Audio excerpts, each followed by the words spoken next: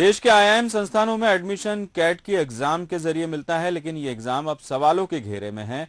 इस बार हुए cat exam में कई खामियां थी। इसे उजागर करने के लिए देश भर के छात्र आईआईएम इंदौर पहुंचे, क्योंकि इस बार कैट का एग्जाम इंदौर आईआईएम ने ही संचालित किया था। छात्रों ने आईआईएम के एग्जाम कन्वीनर को जमकर घेरा। देश का सर्वोच्च मैनेजमेंट संस्थान कैट एग्जाम को लेकर घिरा विवादों में छात्रों ने लगाया परीक्षा में गड़बड़ी का आरोप। इंदौर आईआईएम के बाहर इकट्ठा ये वो छात्र हैं जिन्होंने इस बार कैट का एग्जाम दिया था। ये एग्जाम ऑनलाइन होता है। देश के सभी आईआईएम संस्थानों की 3500 सीटों के लिए इस बार एग्जाम कंडक्ट किया इंदौर आईआईएम ने। लेकिन जब रिजल्ट आया तो छात्रों में असंतोष फैल गया। छात्रों का कहना है कि परीक्षा में जमकर गड़बड़ी हुई है। छात्रों ने परीक्षा पैटर्न पर भी सवाल उठाए। इस दौरान परीक्षा के कन्वीनर डॉक्टर रोहित कपूर और छात्रों के बीच जमकर बहस हुई। Through IIM, that can be done, because until and unless we don't get our raw scores, we won't be able to. No, you see, if we open it, I think then everybody will start asking for raw scores. But sir, one second. Now, if you really want the raw scores to be disclosed, then you are free to file the RTI. No?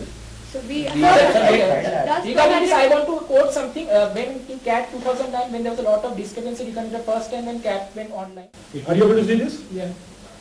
Now, any further argument? It will further expose your performance. This is where it will stand. If you are saying at 55 percentile, a person who has not attempted anything is at 0. I am telling you, in the CAT examination is difficult examination. Yeah, I get it. So at 85 percentile, if in the pen and paper mode. CAT परीक्षा आयोजित करवाने का जिम्मा America की pro matric नाम की एक company को दिया गया था, जो परीक्षा पेपर तैयार करने से लेकर रिजल्ट बनाने तक का काम देख रही थी।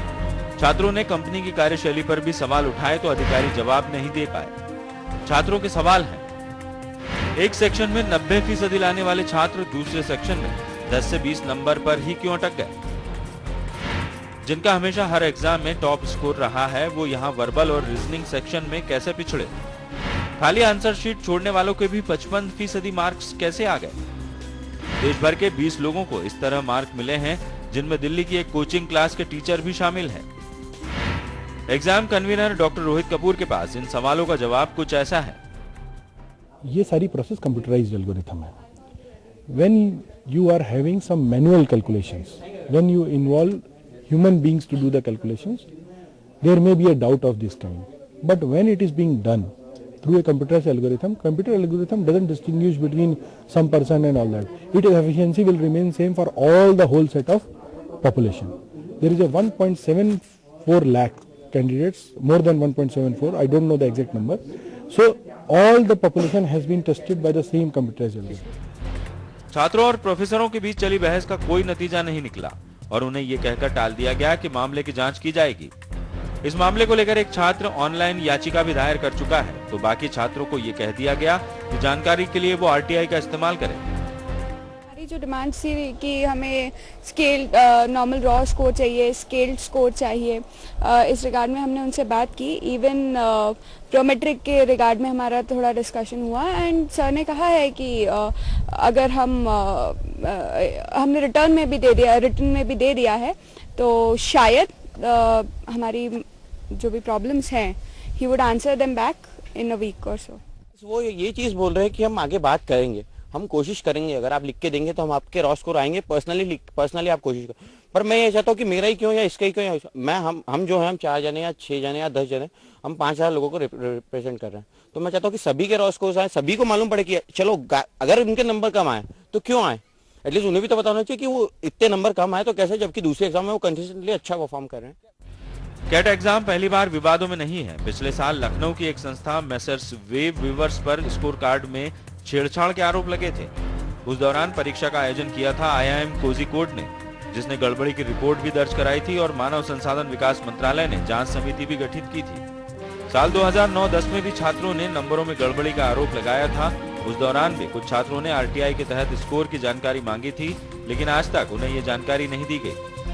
ऐसे में केंद्र सरकार की ये प्रवेश परीक्षा उसी तरह संदेह के घेरे में है जैसे मध्य प्रदेश सरकार की पीएमटी परीक्षा। कैमरामैन हेमंत शर्मा के साथ वसीम अहमद, बंसल न्यूज, इंदौर। तो कॉमन एप्टीट्यूड टेस्ट जो कि मैनेजमेंट इंस्टीट्यूट्स के लिए होता है, खासतौर पर आईआईएम के लिए, वो सवालों के घेरे में है। वसीम से बात करते हैं, इंदौर से हमारे साथ जुड़ गए हैं। वसीम, वाकई में गंभीर मसला है। कैट एग्जाम बहुत प्रतिष्ठित एग्जाम कहा जाता है पूरे देश भर के लिए, और आईआईएम में इसी एग्जाम के जरिए छात्रों का चयन होता है। लेकिन ये जो छात्र यहाँ पहुंचे थे, ये कहाँ से पहुंचे थे, और इनकी क्या इतने ही छात्र हैं जिन्हें ऑब्जेक्शन है इस एग्जाम को लेकर, या फिर संख्या ज्यादा है?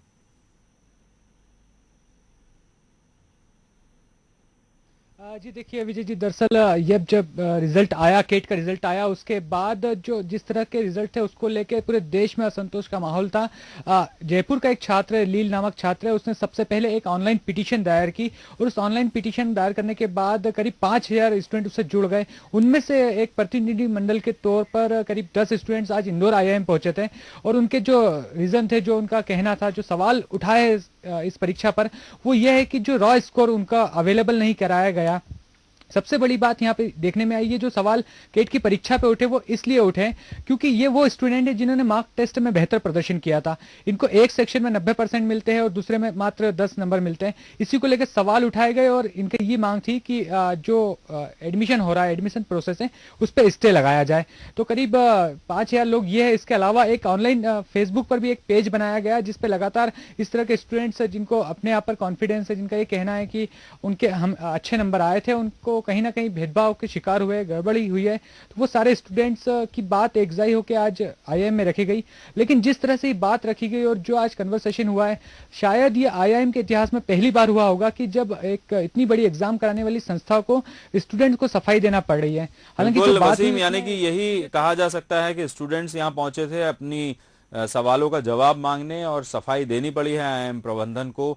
कुल मिलाकर ये कहा जा सकता है कि पूरा मामला संदेह के घेरे में है, और स्टूडेंट्स ने फेसबुक पेज जिस तरीके से तैयार किया है, तो यानी कि अब वो मोबिलाइज करने का काम कर रहे हैं इस एग्जाम के खिलाफ दूसरे स्टूडेंट्स को भी।